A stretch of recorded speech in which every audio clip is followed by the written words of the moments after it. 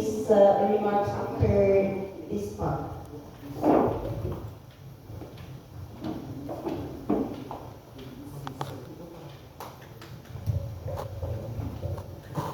Ah, Hello po.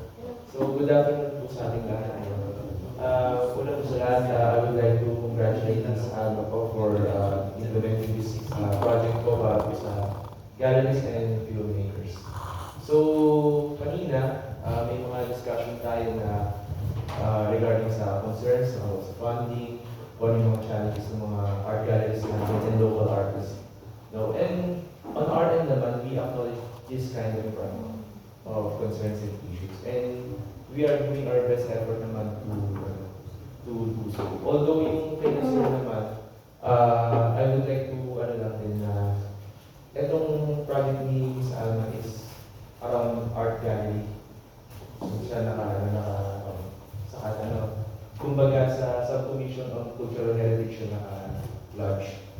So, medyo for me, ko lang nakita din, sa perspective ng isang artist din, and ng isang organization, yung lente nila regarding sa mga experiences nila towards this kind of.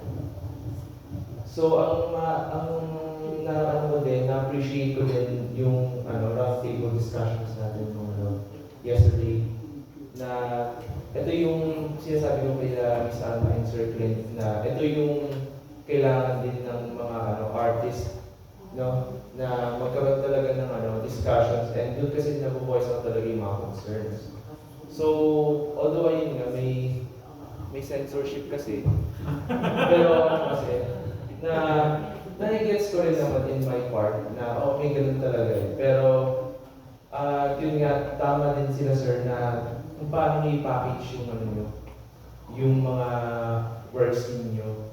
Siyempre, and alam din naman natin yung mga kumbaga, yung bureaucracy in some way na gano'n talaga. Pero at the end of the day naman, sa ng NCCA is matulungan yung sektor.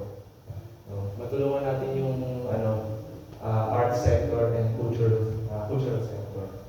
So, yun lang po. And gusto ko lang din po magpasalamat ulit dahil alam ko po na Panagbenga Festival bukas na. Bukas.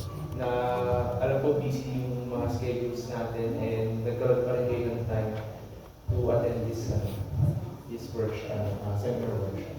So, yun lang po. Maraming salamat.